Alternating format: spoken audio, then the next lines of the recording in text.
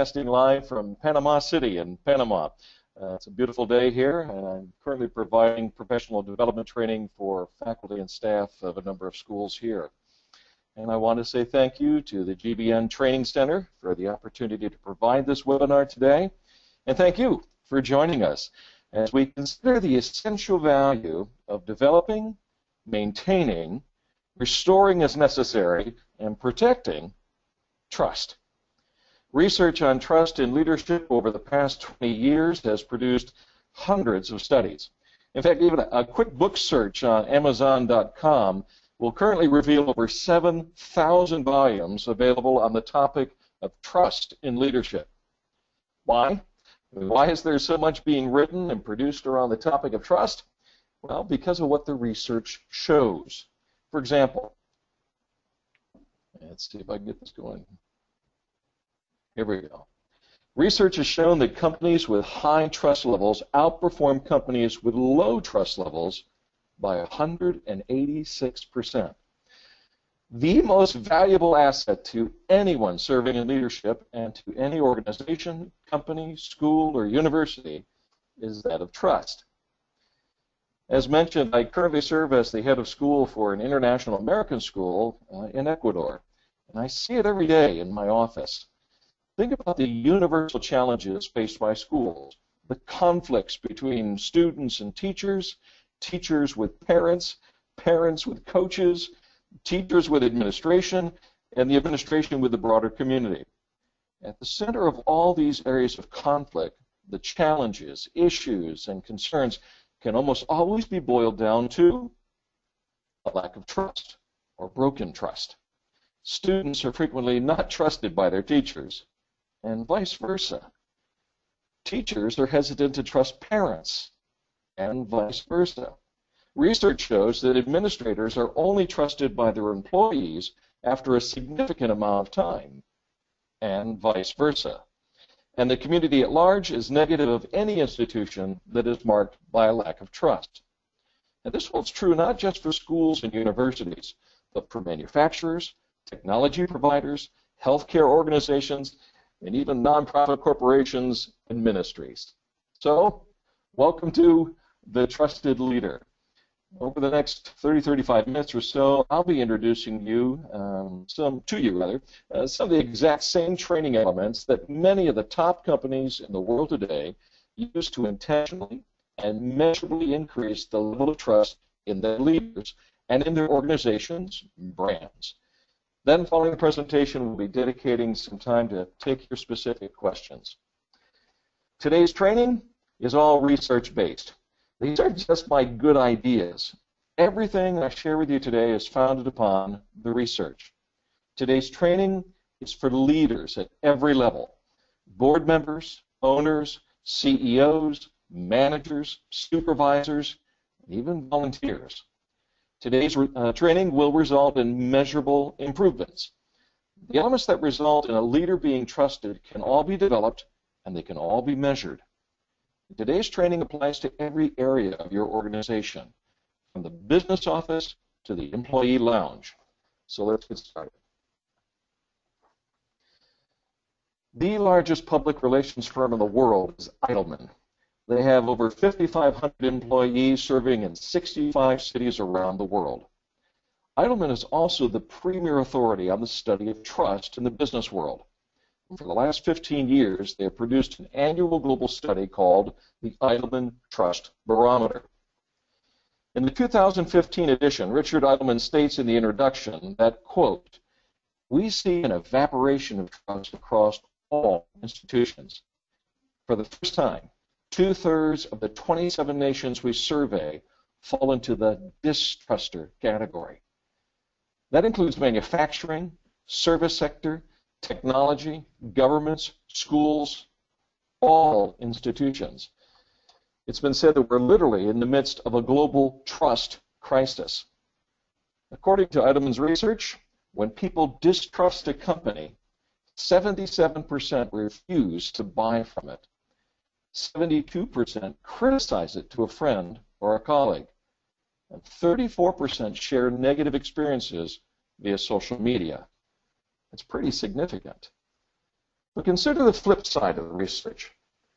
When people trust a company, 91% choose to do business with them. 76% recommend them to a friend. 55% will even pay a premium to use them.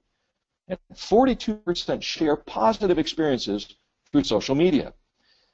So if you're a trusted company, organization, or school or leader, your clientele, your customers, the people that you serve actually become an extension of your HR, your public relations department rather, and your marketing department. You see, when we really understand the benefits of trust, it changes our thinking about trust. Marilyn Carlson Nelson. She is the chairman and CEO of the Carlson Companies. Forbes named her one of the world's 100 most powerful women, and U.S. News and World Report called her one of America's best leaders. She has said, trust reduces transaction cost. It reduces the need for litigation and speeds commerce. It actually lubricates organizations and societies. Research also shows the impact that high levels of trust have in my world, that is, educational management. When conducting leadership training events for schools, we spend time looking at the incredible benefits that schools experience when trust levels are high. Look what the research shows. Those benefits include stable and effective learning environments, higher levels of student achievement. Schools experience lower incidence of student behavioral problems. They see a stronger financial bottom line. They experience greater teacher retention. And they see increased contribution of the discretionary energy of stakeholders. What does that mean? It means people are willing to volunteer their time more. Teachers are gladly happy to put in the extra hours. Parents and the broader community are eager to volunteer at the school and give it their time and energy. And again, this holds true not just in the school world, but in business, organizations, and other areas as well. Here's the bottom line. The bottom line of all the research that has been conducted on trust over the past 2 decades is that trusted leadership makes all the difference and trumps all the other indicators for successful businesses, schools, and organizations every time. And you can quote me. So, when you consider what you should be investing in and when it comes to your personal professional development or the development of your leadership team, managers and supervisors, or in the operation of your company and the products or services you produce, it's trust. Investment in the development and ever-increasing measures of trust in your leadership and in your company, organization, or school will reap the greatest amount of return every time. And again, that's not just my opinion. That's the conclusion of hundreds of studies over several decades of research. If you're not regularly and continually investing in the development of trust in your leadership, or your trust in your organization, your brand, your product, your service, then you're missing out on perhaps the single greatest strategy for success that is used by the most successful leaders of all time. What is that strategy? Intentional and continual professional development toward higher levels of trust at every level in your organization. It's interesting that we all want to trust leaders. We want to trust companies and their products or services. But trust that has taken years to build can be destroyed in moments. Think of Volkswagen. Think of Tiger Woods. Examples of a company and a sports leader that possessed high levels of trust and then gone. And at what cost? In the case of VW, they have lost over $24 billion so far due to their broken trust. See, there are barriers to organizational trust. Edelman identifies 4 key factors in this area that we all need to know and address within our own setting. The first trust factor that Edelman identifies is industry sector. For example, did you know that technology-based industries are the most trusted in the world? And that's great news if you're listening to this and you're involved in the technology world and that's your area of expertise. It's great news for you. But what about guys like me or those who are not working in the technology industry? What does that research mean to us? Well, we're all in the technology industry. Really. Every one of us. I don't know of an organization that doesn't depend upon technology today. And it's our use of that technology that communicates and will build or detract from our level of trust. I'll give you an example. How many times have you ever called into a company or a service or a school or organization, or you went to that location and the person across the desk says to you, "I'm sorry, I can't help you, our system's down." Yeah, you've been there. Every time you or an employee has to say to a client or someone you serve, "Sorry, our system's down," your level of trust just went down. Second trust factor that Eidelman identifies is country of origin. For example, businesses based in Canada or Sweden are trusted much more than those based in Brazil or Russia. Now, again, that's great news if you're working out of Canada or Sweden, or you're working with an organization that is associated with companies or organizations that are based out of those countries. And I'm sorry, it's really bad news if you're based out of Brazil or Russia. But what does that mean to us if we're not in one of those settings? What does this research on a trust factor and the importance of the country of origin mean to us? It does mean something to us. By what standards do you align and operate your organization, your school, your company? That alignment and those standards that you're aligning to, where are they coming from? Are they derived out of your locale, or are they derived out of a trusted country? For example, I lead an international American-style school in Latin America. Unfortunately, a recent survey or study, showed that of the top 500 universities in the world, not one was located in Latin America, or in South America specifically. South America is not known for producing high levels of education, and yet that's where I'm leading and working from. So there's a trust factor there that I have to address. So what do we do? Well, in our setting, our school aligns with Advanced Ed standards. Advanced Ed is the largest accrediting organization in the world.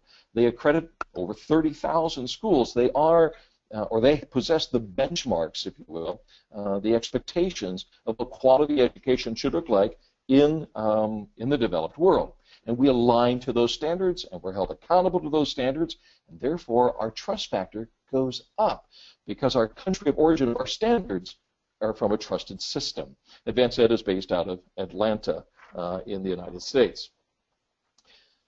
Third trust factor, enterprise type. Now this research gets really interesting. In developed countries, family-owned businesses are trusted far more than big businesses. But in developing countries, it's the exact opposite. Again, let me state that and catch this because it gets really interesting. In developed countries, family-owned businesses and businesses that have that perception of a family sense, far more trusted than big business. But in developing countries, the family-owned businesses are not trusted. What are trusted are those organizations that appear to be big business. Well, again, what does that mean to you in your setting? Well, if you're in a developed country and you're managing and operating a family-owned business, you're in a great place to be. If you're not, however, what do you do? And again, the opposite is true. You're in a developing country and you're already part of a big business, that's great news. But if you're not, what do you do? Well, again, here I am operating. Actually, the school is a proprietary school. It's privately owned by a family. It's a family-owned business.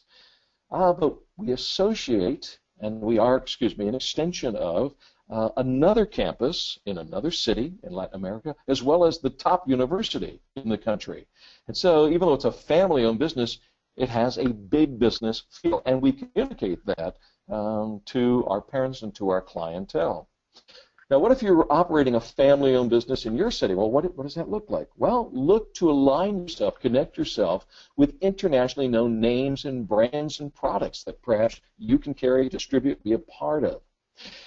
Now, if you're in a developed country, you very much want to emphasize, if it is a family-owned business, put the family out there in front and make it well known.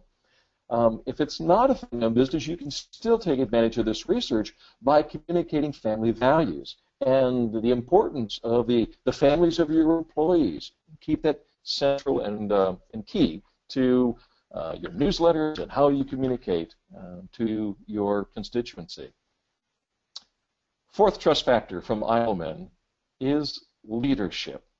And this is kind of where we're going to go for the rest of this morning, or this time together. Now, this particular study on leadership was talking about the face of your organization or your company.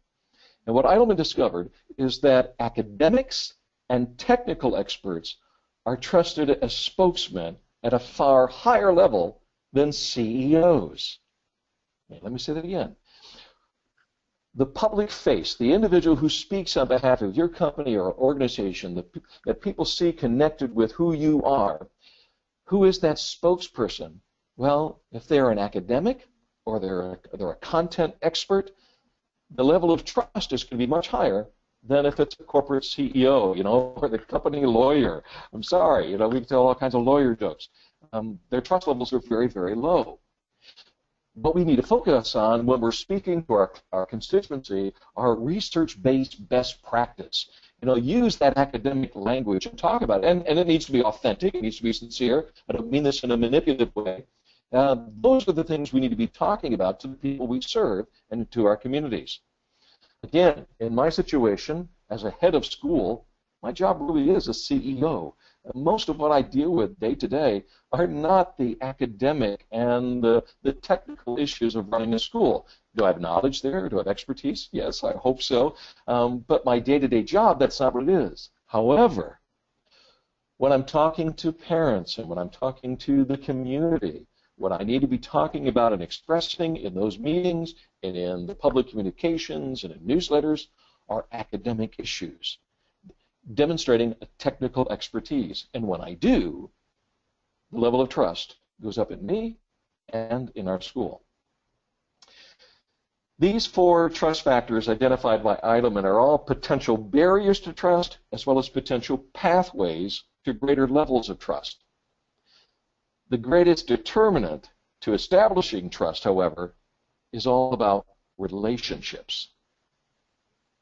According to the research conducted by Charles Green, quote, the level of trust in relationships is a greater determinant of success than anything else, including content excellence, end quote. Did you catch that? Trusted relationships are more important than content excellence. In other words, your success as a leader and the success of your company, organization, or school is determined far more by the level of trust you possess with those you work with and those whom you serve than your level of knowledge or expertise, or the letters after your name, or the number of articles or books you've published, or even the quality of your product or your service. Trusted relationships trumps content excellence every time. So, certainly do all you can to make sure that you and your product or service are in the pursuit of excellence, but don't overlook the vital and essential truth that it all boils down to trusted relationships. It's all about people. David Horsager, in his Wall Street Journal bestseller, The Trust Edge, makes the case that trust is not a soft skill. And he's absolutely right. The greatest corporate and organizational leaders of all time know that trust must be intentionally developed, maintained, restored as needed, and continually protected. The good news is that trust levels can be assessed, and then the areas of weakness, which we all have as leaders, can be intentionally developed. Horsager has identified 8 pillars that the greatest leaders of all time possess. He uses the illustration of pillars as each of these attributes serves as the foundation for our trust, and they work together. He demonstrates through his research that each of these pillars can and must be developed if we wish to be trusted leaders. Let's walk through each of them briefly in the time that we have left. First up, clarity. Trusted leaders are clear and unambiguous. Check out this research. 95% of workers are unaware of their company's top objectives. Do your employees know your top objectives? Do you know your top objectives? Jim Collins, who wrote Good to Great, has said that if you have more than 3 priorities, you don't have any. Establishing priorities and then developing strategies for clear communication of those priorities is a skill set that can and must be developed for trusted leaders. Here's a quick exercise to practice yourself or to conduct with your leadership team. Imagine you are in an elevator and someone asks you what you or your organization does. In less than 90 seconds, can you clearly and concisely describe who you are, who you serve, and what your top 3 priorities are? Ready? Go. You'll find it initially very challenging, that exercise. But working through a simple exercise such as this can reap great rewards in creating greater clarity. Second pillar, compassion. Trusted leaders care beyond themselves. Well, what is the one skill that can be trained and developed that communicates compassion and caring? Listening. Trusted leaders know how to stop talking and how to actively listen.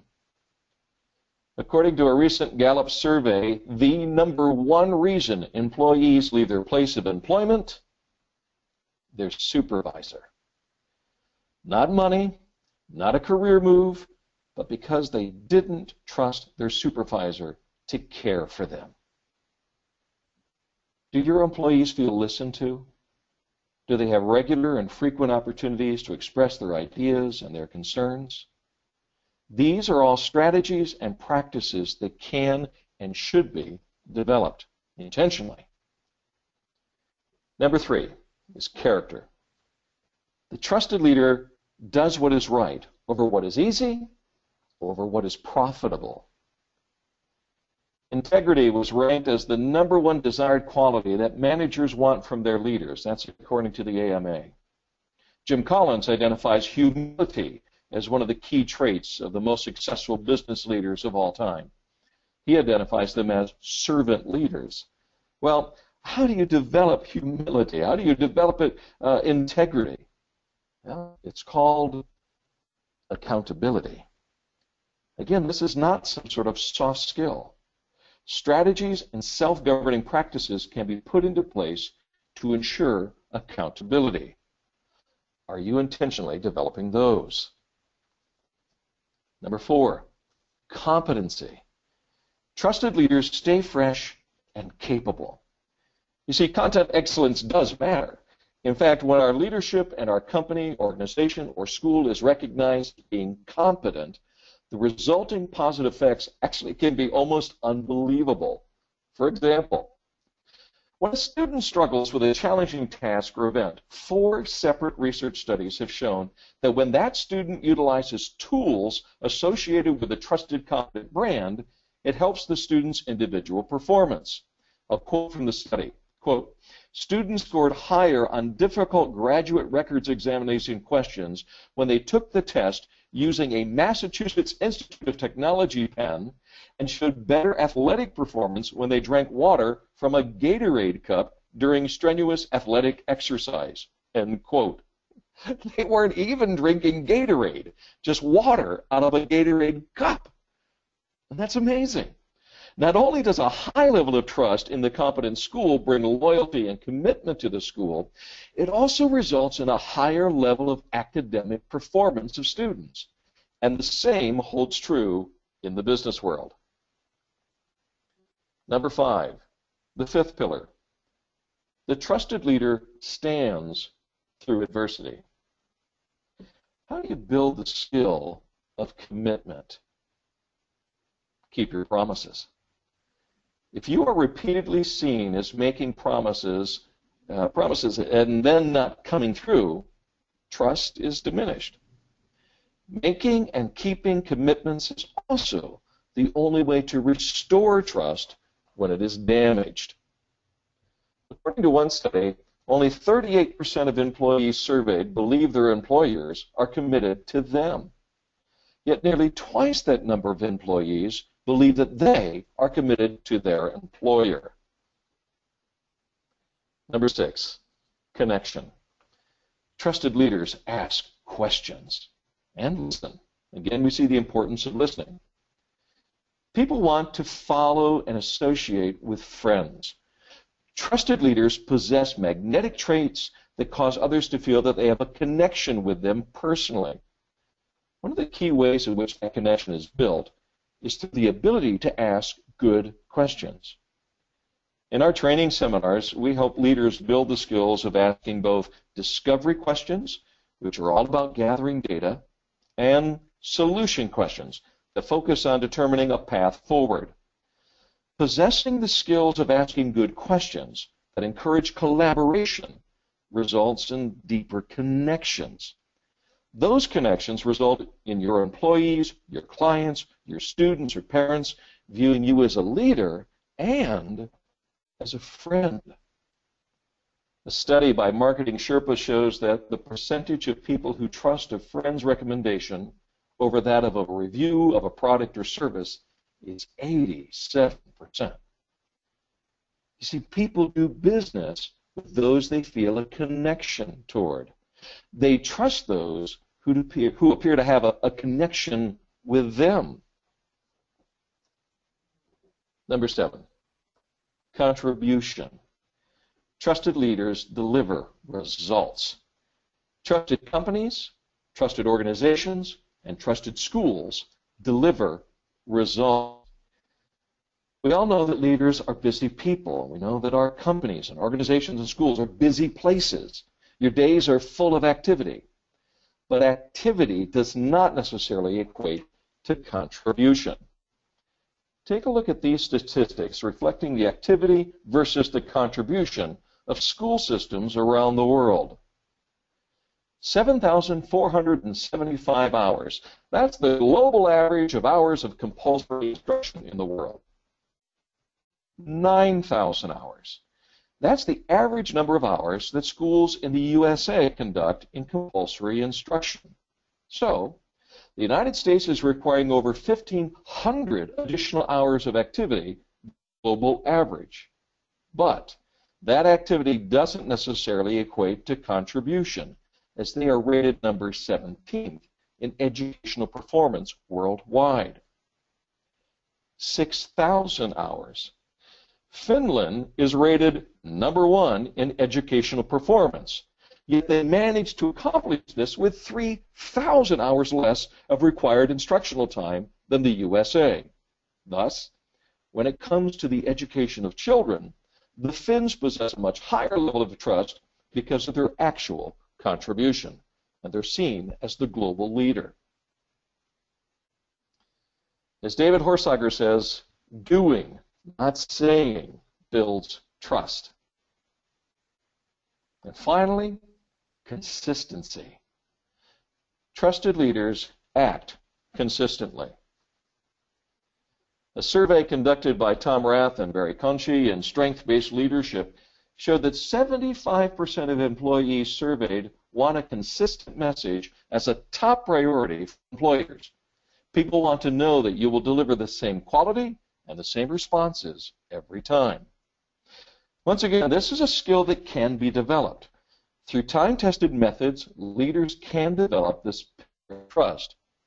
In the Trust Edge experience and the Trust Edge for Schools, these are 2-day intensive leadership training events, leaders are provided specific strategies to develop all of the 8 pillars of trust. Now, in the area of consistency, there are 2 levels of training. Personal consistency In other words, how to develop good habits. And by the way, the only way to stop a bad habit is to replace it with a good one. We also look at organizational consistency by assessing and providing steps toward clarity of your brand. If you've not yet read The Trust Edge by David Horsager, get it on your must-read list and check out trustedge.com for more information about the 8 pillars of trust. But here's the big secret. What the research also shows is that the most trusted leaders of all time possess all 8 pillars. If your leadership lacks any of those 8 areas, so will your level of trust. So, do you possess and demonstrate clarity? And does your organization do the same? Are you clear and unambiguous? As a leader, do you demonstrate compassion? Do people know that you care beyond yourself? Do you demonstrate character? Do you do what is right rather than what's easy, and sometimes over even what's profitable? Do you demonstrate competency? Are you staying fresh and capable on what are the best practices in your industry? Are you demonstrating commitment? Are you standing through whatever adversities your company, school, or organization are facing on a day-to-day basis? Do you demonstrate connection with those you lead? Do you know how to ask good questions and how to shut up and listen to people? And are you contributing? Are you delivering results? Are you part of what makes your product, your company, your service excellent? And are you consistent? Are those whom you lead, do they know, oh, when I go into his office or her office and I know what I can expect? You are consistent. If you wish to be among the most trusted leaders in your industry, you need to intentionally pursue, develop, protect, and model all 8 of these pillars.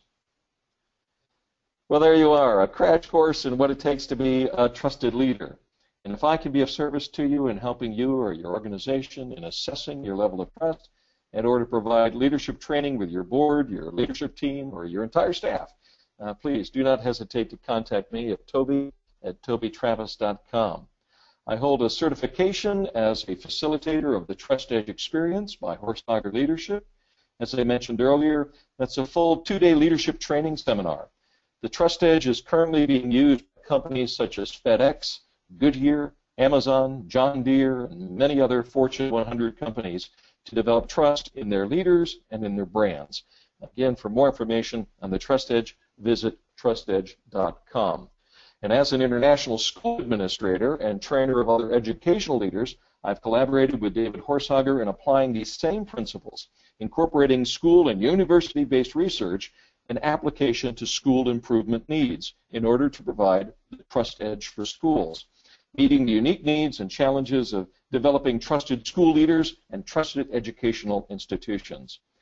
Every pillar of trust that we discussed today can be intentionally developed through research-based strategies and practices. And I look forward to the opportunity of assisting you and your team in that development if I can. In the meantime, I hope that this brief session together has at least inspired you to take some steps toward becoming the trusted leader. Thank you so much. And now, time for your questions. Well, thank you, Mr. Toby, for a very interesting presentation. Folks, we are open for the question and answer. You can either put your question in the chat box or you can raise the hand icon available on your webinar console. So we go straight ahead. Miss Sylvia wants to ask a question. Miss Sylvia, I'm unmuting you. Kindly please ask your question. Miss Sylvia, are you there? Okay, I guess she's not available. Let me go ahead to second one, Miss Erica. Miss Erica, I'm unmuting you. Can you please ask your question? Yes, I'm interested in knowing if Mr. Toby can recommend an assessment tool for leaders. I work at an international school, and we've been undergoing a lot of transformational leadership in the administration, so I wonder if there's any tools that he can recommend to assess our administrators. Yes, absolutely I can. The easiest and simplest to begin with, just shoot me an email and I can connect you with some self-assessment tools. Self-assessment that for use yourself individually, self-assessment for leadership teams, and also a school-wide or organizational-based assessment. And it gives you a starting place to at least build a conversation. Now, if you want to take a more serious step, then maybe what you need to look at is a 360 assessment. And that's an external assessment piece that Horsager Leadership provides. And just connect with Horsager Leadership and they can give you the details. And that's a far more involved process, but you do get a lot more detail and information out of that 360 assessment.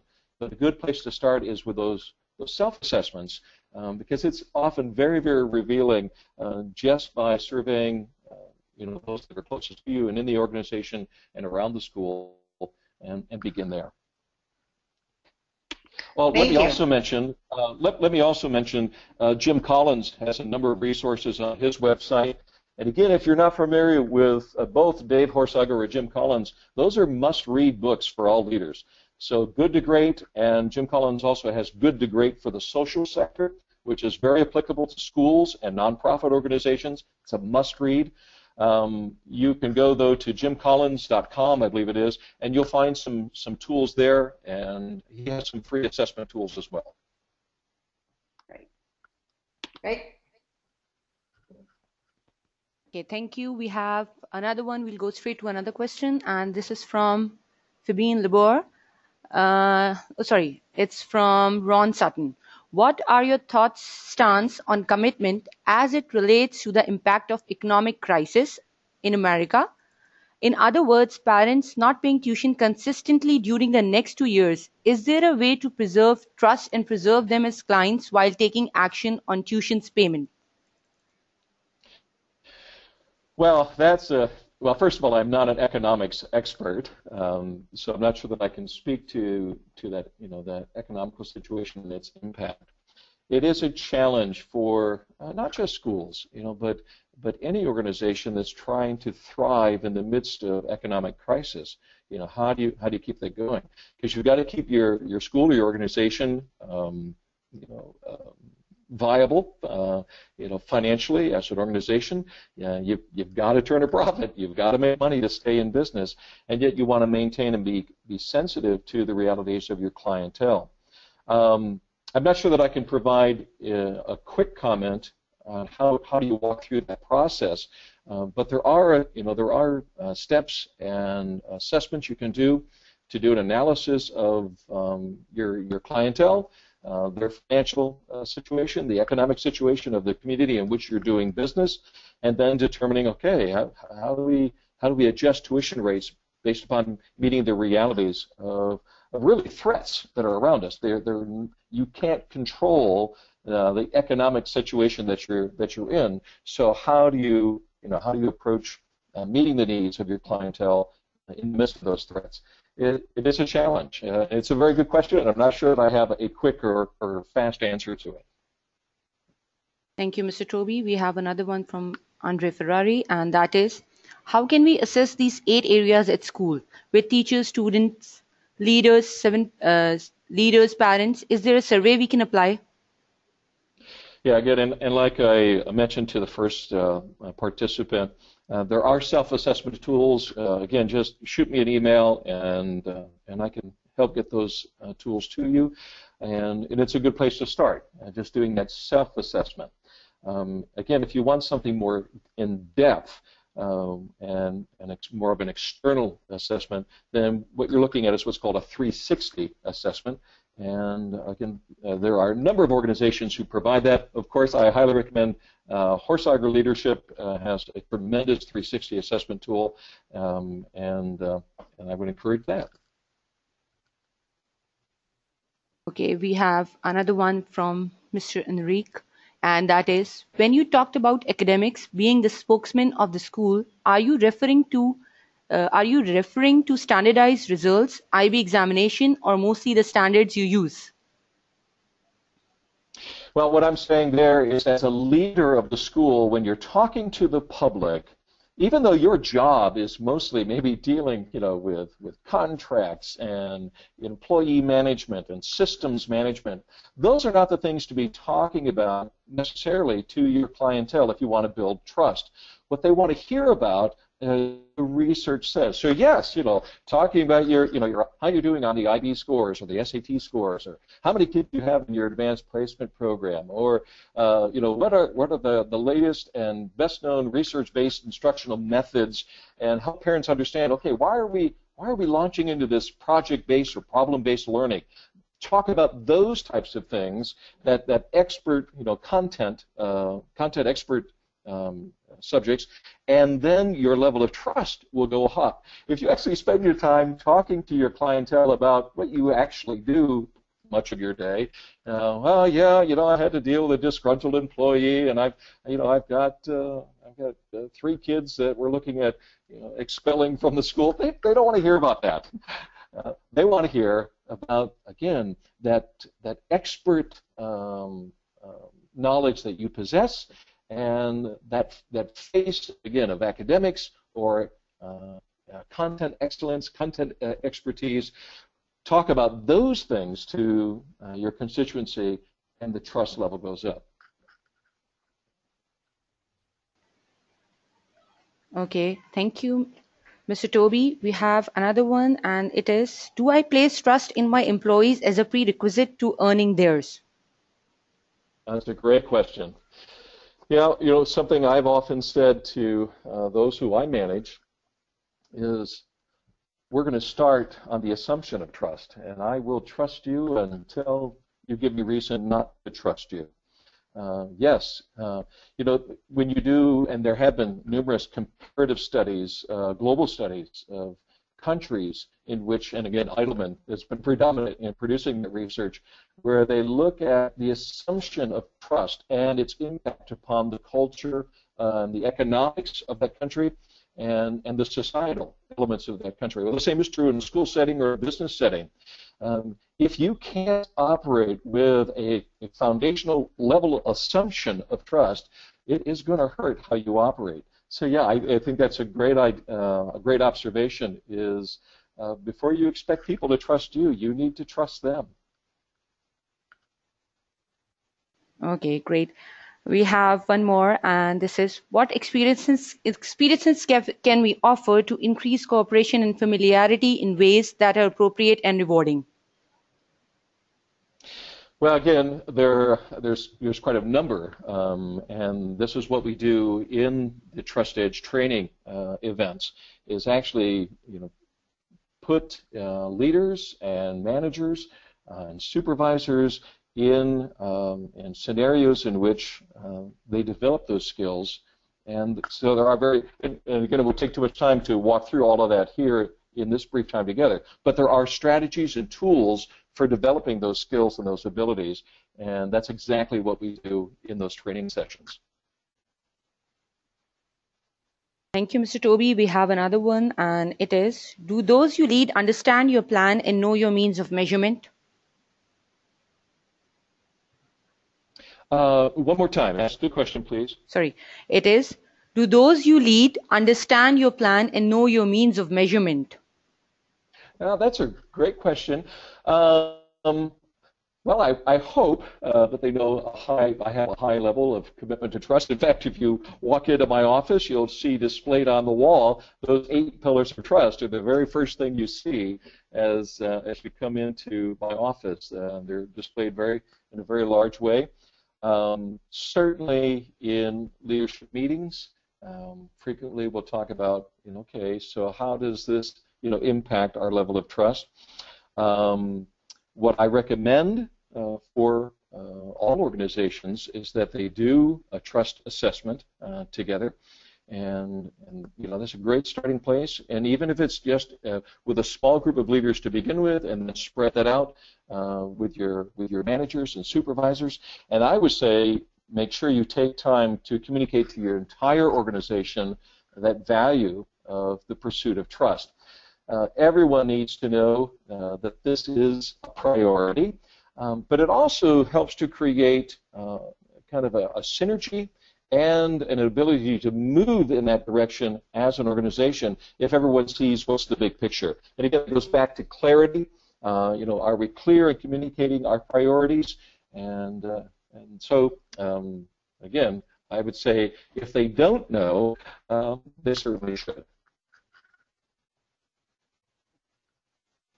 Thank you, Mr. Toby. We have another one from Ms. Anna, and that is suggesting doing an organizational assessment on trust seems like it could possibly threaten leadership of an organization. If it is the organization's lower level personnel who suggest it, how have other companies dealt with this?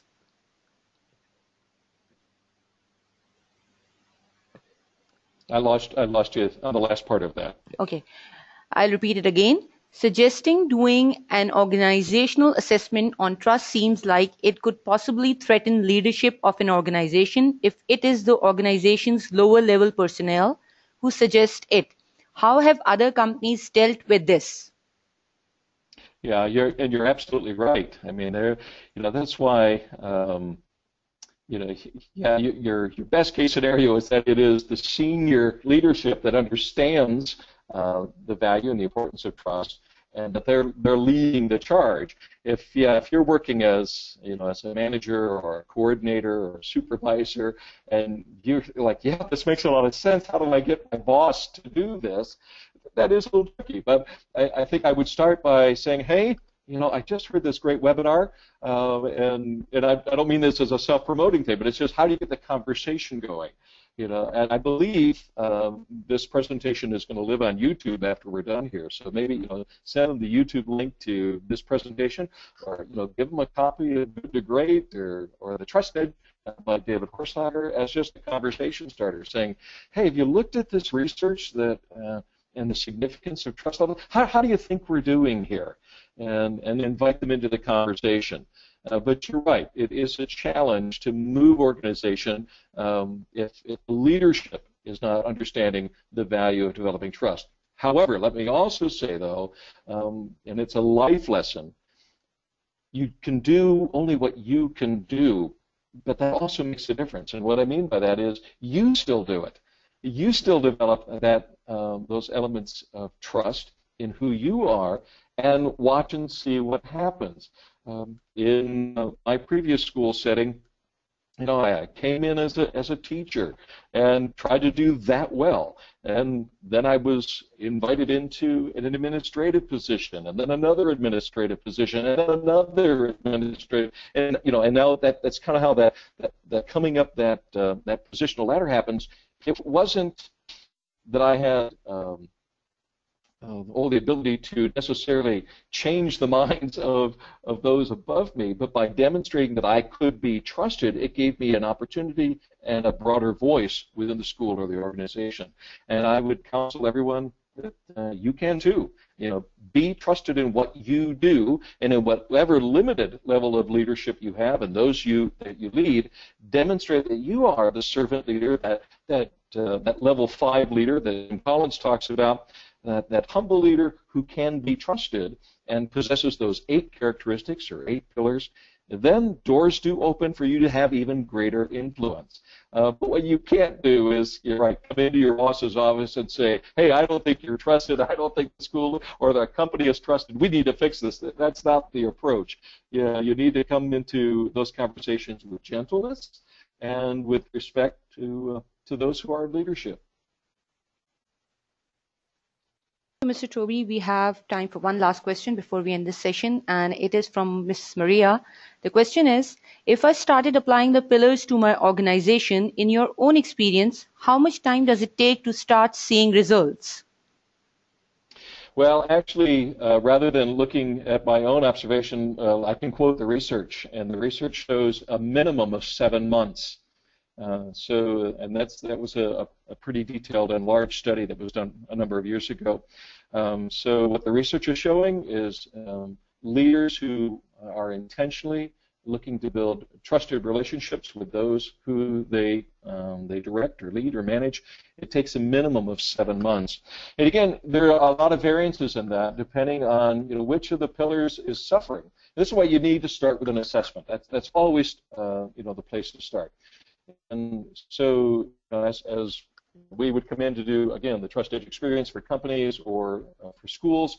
The first place is we do an assessment. Okay, where are we strong? Where are we weak?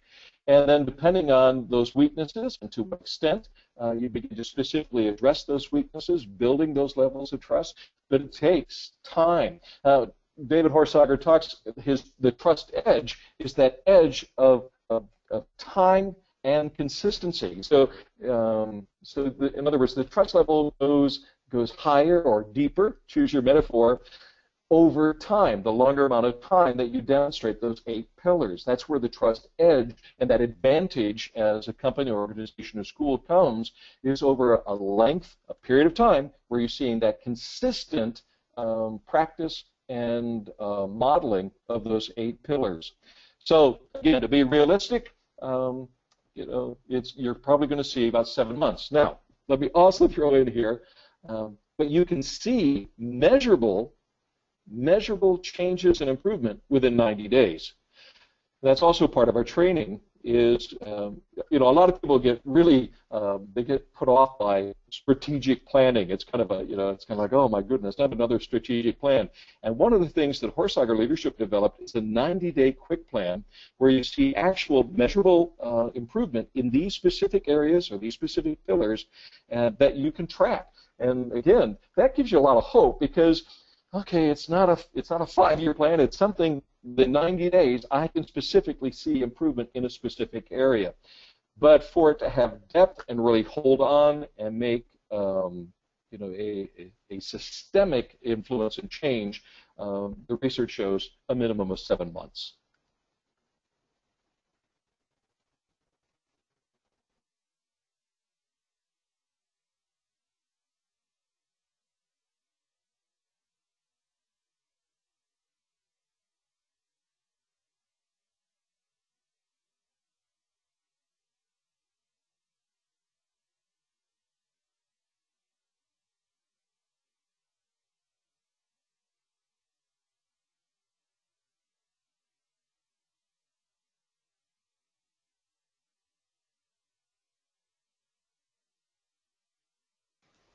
Hello, Mr. Toby, are you there?